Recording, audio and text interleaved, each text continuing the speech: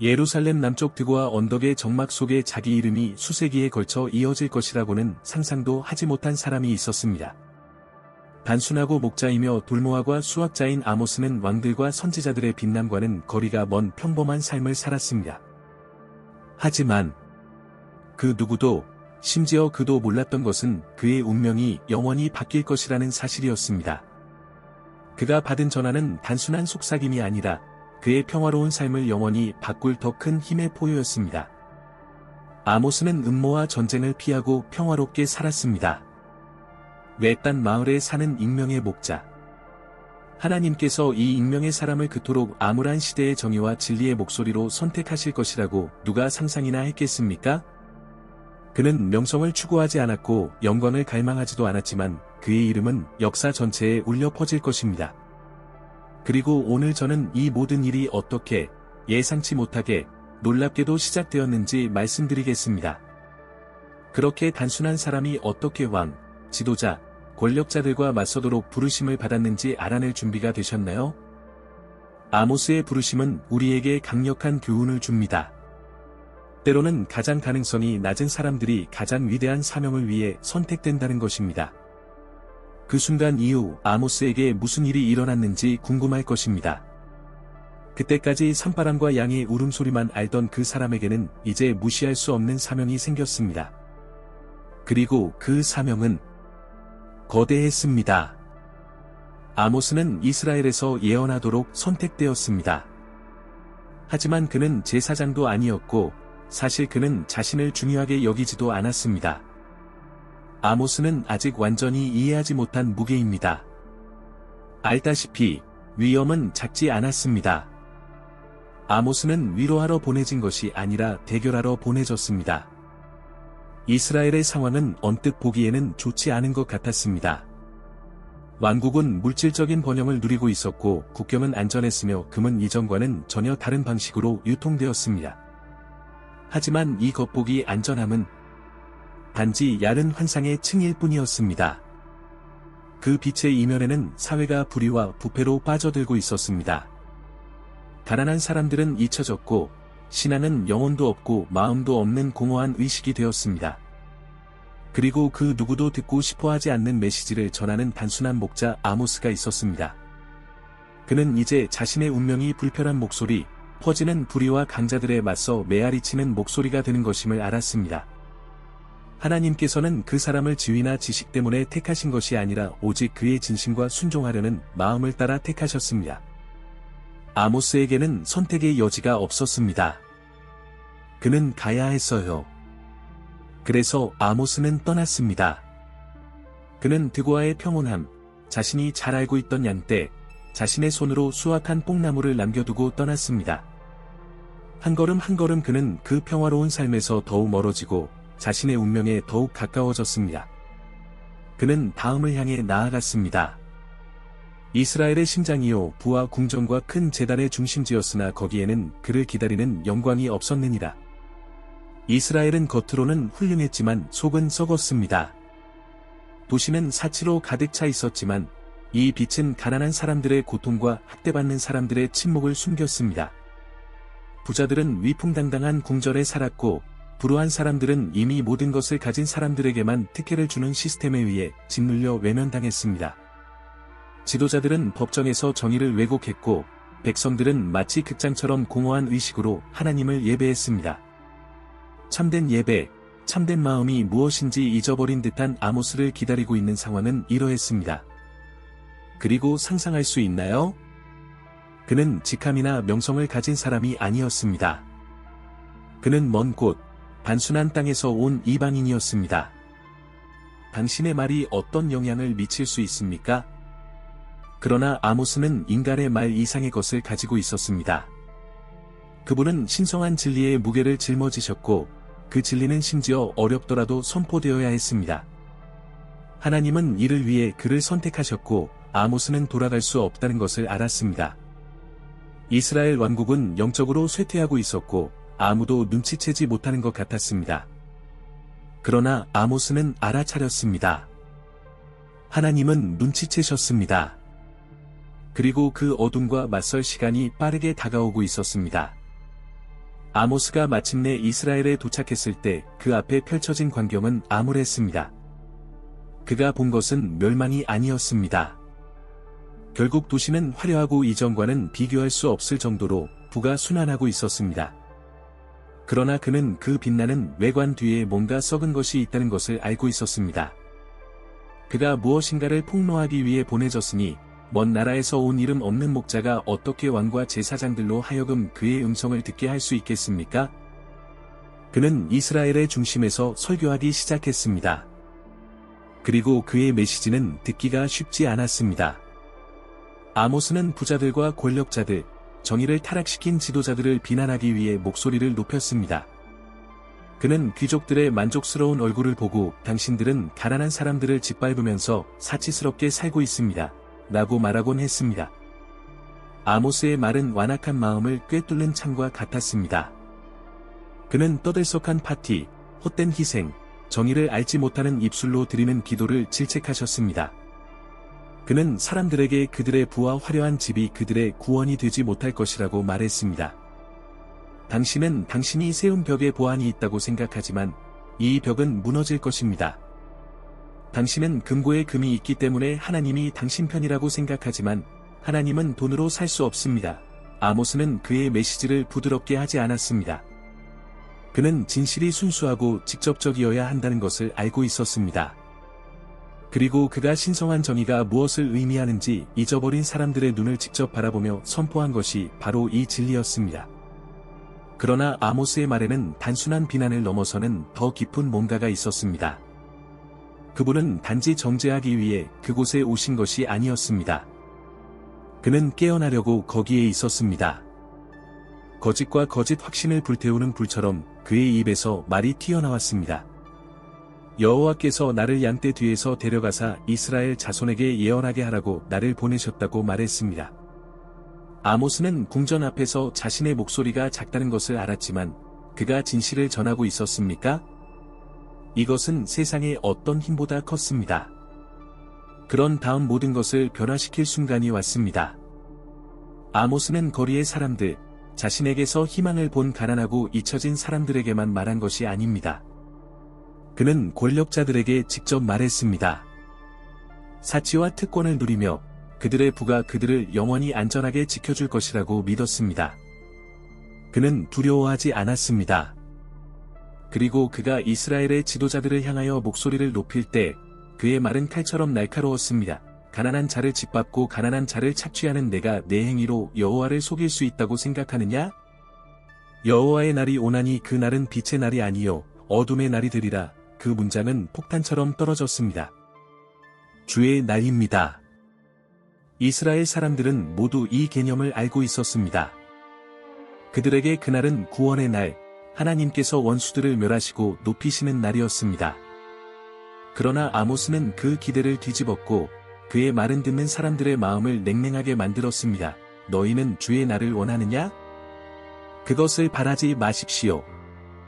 그날은 그들이 바라는 해방이 아니라 심판을 가져올 것입니다. 탈출구도 없을 것이고 당신의 부도 안전할 수 없을 것입니다. 그것은 전환점이었습니다. 너무나 무거운 그 말은 분노와 두려움이 뒤섞인 감정을 불러일으켰습니다. 이전에 그를 단순하고 중요하지 않은 목자로 보았던 강력한 사람들은 이제 그를 진정한 위협으로 여겼습니다. 그들의 말은 그 사람들이 권력을 유지하는 시스템을 비난했으며 그들은 그것을 알고 있었습니다. 그러나 아모스는 물러서지 않았습니다. 그는 생생한 영상으로 그들에게 경고했다. 사람이 사자를 피하다가 곰을 만나는 것과 같을 것이다. 아니면 집에 와서 벽에 손을 대고 뱀에게 물렸다는 말인가? 그의 메시지는 분명했습니다. 하나님의 심판을 피할 수는 없다는 것이었습니다. 성벽, 금, 사원. 가난한 이들을 억압하고 정의를 왜곡하는 이들을 보호할 수 있는 것은 아무것도 없습니다.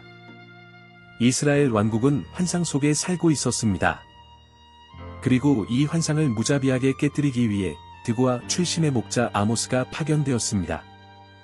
이제 지도자들은 의심과 적대감으로 그를 바라보았지만 그는 자신의 사명이 그들을 기쁘게 하는 것이 아니라는 것을 알았습니다. 그의 임무는 결과에 관계없이 진실을 말하는 것이었습니다. 아모스의 말이 이스라엘의 폭풍처럼 몰아쳤으나 그 반응은 회개가 아니었습니다. 권력자들, 부패한 지도자들, 제도로부터 혜택을 받은 제사장들, 그들은 그를 반대하여 일어났습니다. 아모스는 이것이 일어날 것을 알고 있었습니다. 그는 순진한 것이 아니었지만 그의 목소리를 침묵시키려는 격렬한 저항이 뒤따랐습니다. 소문이 퍼지기 시작했습니다. 그런데 이 사람은 누구였나요? 그는 어디서 왔나요? 그는 훈련받은 선지자도 아니었고 제사장의 지원도 없었고 선지자적 혈통도 없었습니다. 권력자들은 자신의 정당성에 의문을 제기하고 의도를 의심하기 시작했습니다. 어떤 사람들은 그는 하나님을 위해 여기에 있는 것이 아닙니다라고 말했습니다. 그는 단지 문제를 일으키고 싶을 뿐이에요. 그리고 가장 직접적인 타격을 받은 사람은 베델의 제사장 아마샤였습니다. 그는 내가 여로보암 왕을 섬기던 왕궁의 성소에서 종교 질서를 유지하는 일을 맡은 중요한 사람이었습니다. 아마샤는 아모스의 말을 듣고 그것이 너무 위험하다고 판단했습니다. 아모스는 엘리트뿐만 아니라 이스라엘의 권력을 지원하는 전체 시스템에 도전했습니다. 그리고 그것은 용납될 수 없었습니다. 아마샤는 왕에게 가서 이렇게 경고했습니다. 여로보암이여, 아모스가 왕을 해칠 음모를 꾸미고 있습니다. 그 사람이 나라가 망하고 너희가 칼에 죽을 것이라고 말하였느니라. 그의 말은 직접적인 비난이었고 아모스를 반역자로 만들려는 명백한 시도였습니다. 왕이 믿었더라면 아모스는 쫓겨날 뿐 아니라 죽임을 당할 수도 있었습니다. 그러나 아마샤는 거기서 멈추지 않았습니다. 그는 직접 아모스에게 가서 그와 대결했습니다. 선견자님, 여기서 나가세요. 아마샤의 말에는 경멸이 가득했습니다. 유다로 가서 거기서 빵을 먹고 예언하라. 그러나 베델에서는 너희가 더 이상 말을 하지 못할 것이다.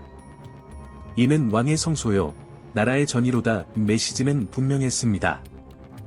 여기서는 환영받지 못합니다. 당신이 왔던 곳으로 돌아가십시오. 이스라엘의 일에 간섭하지 말라.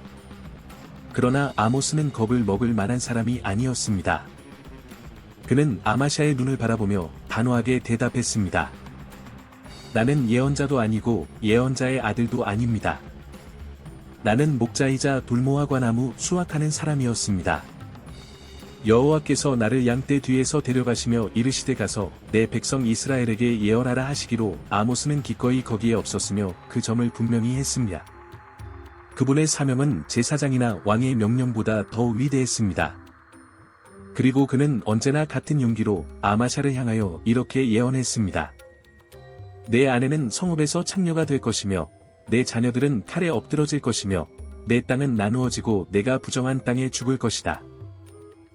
아모스는 자신이 모든 위험을 무릅쓰고 이렇게 아마샤와 대결한다는 것을 알았지만 그의 충성심은 사람을 향한 것이 아니라 하나님을 향한 것이었습니다. 그 순간부터 아모스와 이스라엘 당국의 대결은 좋게 끝나지 않을 것이 분명해졌습니다. 그는 자신의 임무가 어렵다는 것을 알았고 거절당할 것이 확실했습니다. 그러나 그는 계속했습니다. 왜냐하면 진실을 말해야 했기 때문입니다. 그를 위험에 빠뜨리더라도. 별표. 아모스는 아마샤와의 대결이 단지 시작에 불과하다는 것을 알았습니다. 그는 다가오는 결과의 무게를 느꼈습니다. 이스라엘은 번영했지만 영적, 사회적 재앙의 위기에 처해 있었습니다. 아모스의 목소리는 곳곳에서 울려 퍼졌습니다. 심판을 내리리니 그 심판이 우는 사자와 같으니 누가 두려워하지 아니하겠느냐. 그러나 권력을 가진 사람들은 여전히 듣지 않았습니다. 그들은 부와 파티, 공허한 의식에 눈이 멀었습니다. 하나님께서 이스라엘 자체를 대적하실 수 있다는 것을 그들이 믿는 것은 불가능해 보였습니다. 결국 그들은 선택받은 사람들이 아니었던가? 물질적인 축복은 그들이 올바른 길을 가고 있다는 증거가 아니었습니까? 그러나 아모스는 겉모습 너머를 보았습니다. 그는 번영이 깊은 부패를 숨기고 있다는 것을 알고 있었습니다. 그리고 하나님은 그에게 이것을 분명히 보여주셨습니다. 그때 아모스가 환상을 보았습니다. 하나님은 그에게 다림줄을 보여주셨는데 이는 벽이 직선인지 구부러졌는지 측정하는 데 사용되는 도구였습니다. 하나님께서 아모스야, 내가 무엇을 보느냐? 고 물으셨습니다. 그러자 그는 이 다림줄이 보입니다. 라고 대답했습니다. 그리고 여호와께서 말씀하셨다. 보라, 내가 내 백성 이스라엘 가운데 다림줄을 세울 것이다. 나는 다시는 그를 용서하지 않을 것이다. 은유는 강력했습니다. 구부러진 성벽이 서지 못하듯이 이스라엘 백성들은 정의와 진리에 어긋났기 때문에 멸망이 임박했습니다. 시간이 부족했습니다. 다림줄은 하나님의 인내가 끝났음을 나타냅니다. 그리고 아모스는 그 메시지가 파괴적이라는 것을 알았습니다. 더 이상 재판을 연기할 시간이 없었습니다. 이스라엘이 안전하다고 믿었던 것, 견고한 기초라고 생각했던 것, 이 모든 것이 곧 무너지려고 했습니다. 그리고 가장 무서운 것은 대부분의 사람들은 그것을 볼 수 없었습니다. 그들에게는 태양이 여전히 빛나고 있었고 수확물도 여전히 많았으며 절기도 여전히 많았습니다. 그러나 아모스는 숨겨진 것을 보았습니다. 그는 기초가 무너지고 그들이 사모하는 주의 날이 빛이 아닌 어둠의 날이 될 것임을 알았습니다. 아모스가 심판의 깊이를 이해한 것은 바로 이 환상에서였습니다. 하나님은 더 이상 이스라엘의 죄를 간과하지 않으실 것입니다. 경고할 시간은 끝났습니다. 아모스는 단지 먼 미래를 선포한 것이 아닙니다. 그는 곧 일어날 일에 대해 경고하고 있었습니다. 매우 단순하고 정확한 다림줄은 이스라엘이 도덕적, 영적 정렬에서 벗어났음을 보여주었습니다. 그리고 이제 파멸은 불가피했다. 그러나 이런 확신에도 불구하고 아모스는 계속해서 설교했습니다. 그는 자신의 메시지가 가혹함에도 불구하고 누구든지 듣고 하나님께로 돌아올 것이라는 작은 희망이 항상 있다는 것을 알았습니다. 왜냐하면 마음 깊은 곳에서는 그것이 그가 원했던 것이기 때문입니다. 더 늦기 전에 국민들이 눈을 뜨길 바랍니다. 그러나 아모스는 멈추지 않았습니다. 다림줄의 환상이 그의 마음속에 불타오르는 동안에도 그는 아직 계시될 것이 더 있다는 것을 알았습니다. 그리고 또 다른 환상이 나타났습니다. 이번에 하나님께서는 아모스에게 익은 열매 한 광주리를 보여주셨습니다. 아모스여, 무엇을 보십니까? 아모스는 익은 과일 한 광주리라고 대답했습니다.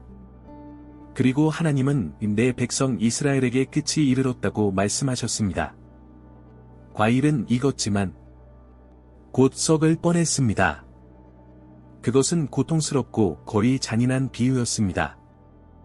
과일이 절정에 달한 것처럼 이스라엘도 한계에 이르렀습니다. 그의 영적 부패는 이제 되돌릴 수 없게 되었습니다. 번영처럼 보였던 것, 풍성한 수확으로 보였던 것에는 실제로 임박한 부패가 숨어 있었습니다. 끝이 가까웠어요. 이 비전의 무게는 견딜 수 없었습니다. 아모스는 하나님의 심판이 이미 정해져 있다는 것과 백성들이 곧 그들 자신이 초래한 멸망에 직면하게 될 것이라는 것을 알고 있었습니다. 그는 성공의 겉모습과 금과 부가 가득한 도시 뒤에 숨겨진 쓰라린 진실 사이의 대조를 보았습니다. 보알에 대한 환상이 무너지고 있었습니다. 그리고 나서 그는 곧바로 다음과 같이 요점을 밝혔습니다. 끝이 다가왔습니다. 더 이상 용서는 없을 것이다. 이스라엘은 귀한 지점을 통과했습니다. 불의, 억압, 부패. 이 모든 것이 너무 오랫동안 축적되었기 때문에 하나님께서는 더 이상 그들을 무시하지 않으셨습니다. 기도가 들리지 않을 것입니다. 절기, 제사, 의식, 이 모든 것이 헛될 것입니다.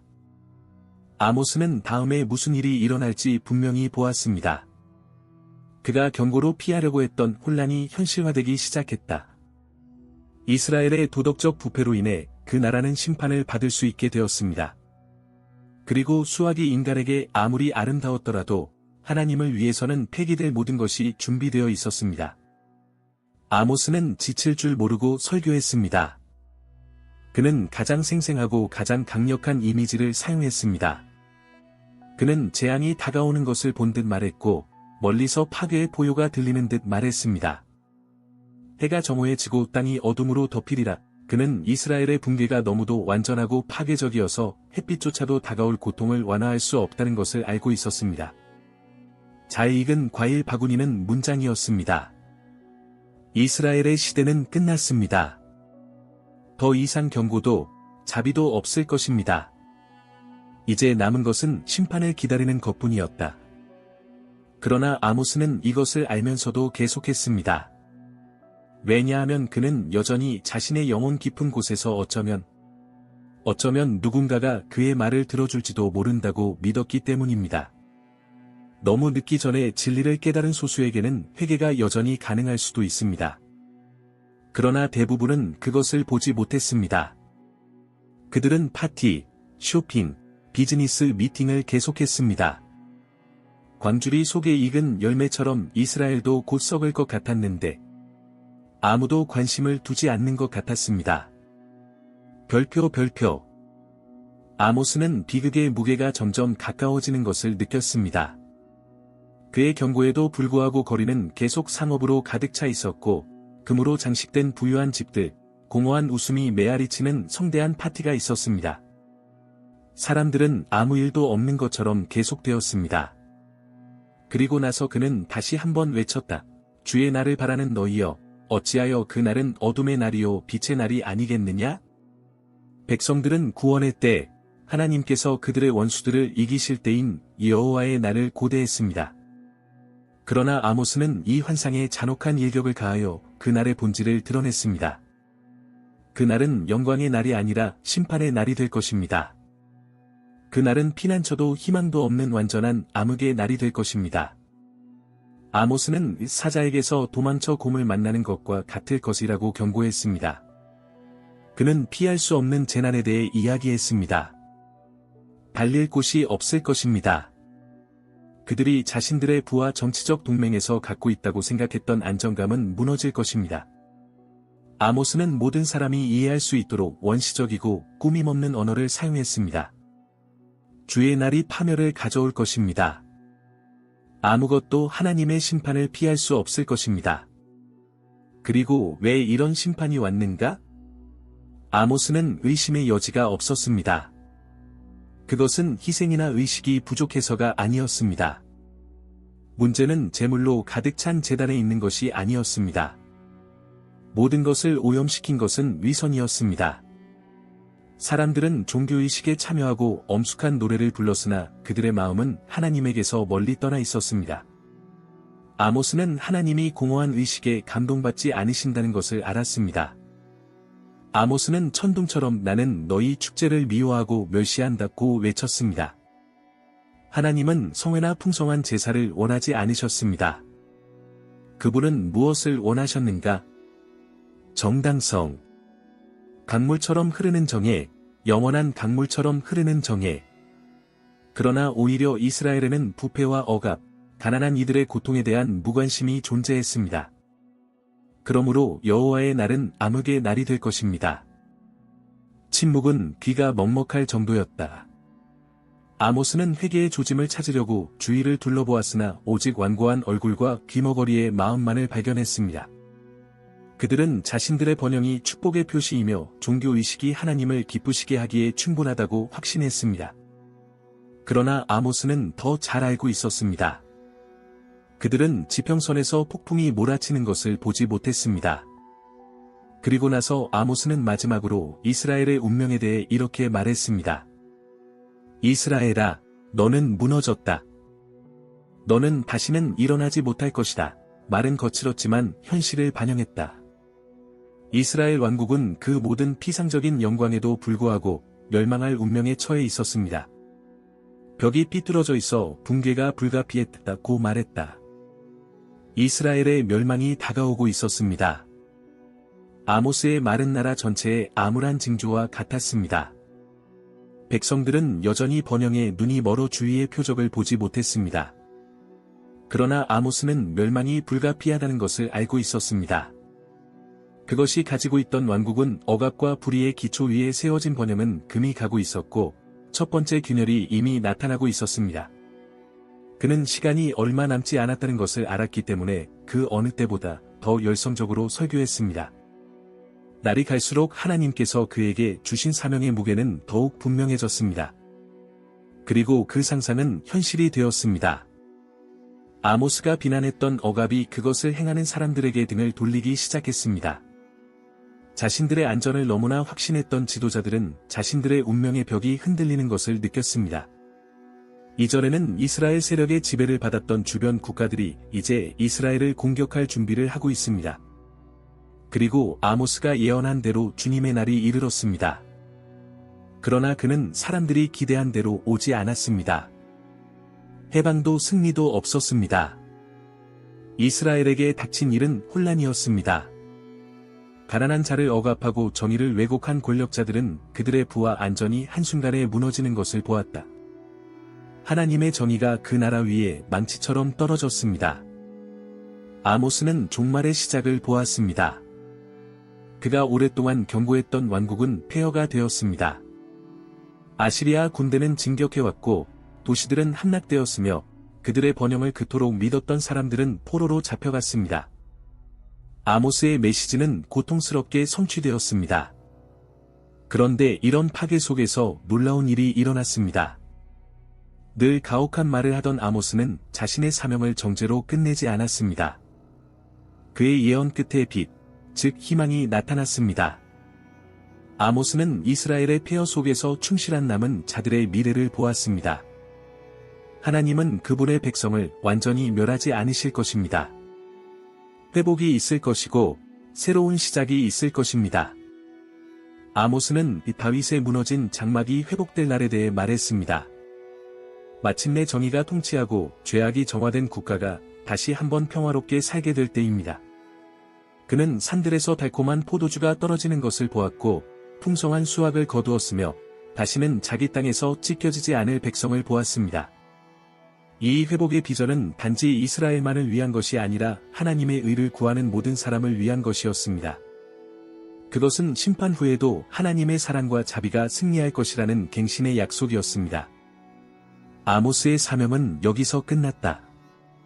그는 한 번도 위대함을 추구하지 않았던 드고아의 목자로서 자신의 소명을 완수했습니다. 그리고 그 메시지는 수세기에 걸쳐 울려 퍼질 것입니다. 심판에 대한 경고일 뿐만 아니라 희망에 대한 약속이기도 합니다. 하나님은 공의를 구하시지만 구원도 베푸신다는 간증입니다. 그리하여 아모스는 역사의 그늘 속으로 사라졌습니다. 그러나 그의 목소리는 결코 사라지지 않았습니다. 그의 말은 오늘날까지 울려 퍼지며 진정한 위대함은 권력이나 부에 있는 것이 아니라 정의와 의로움, 그리고 다른 누구도 따르지 않을 때에도 하나님의 음성에 기꺼이 순종하려는 의지에 있다는 것을 상기시켜 줍니다.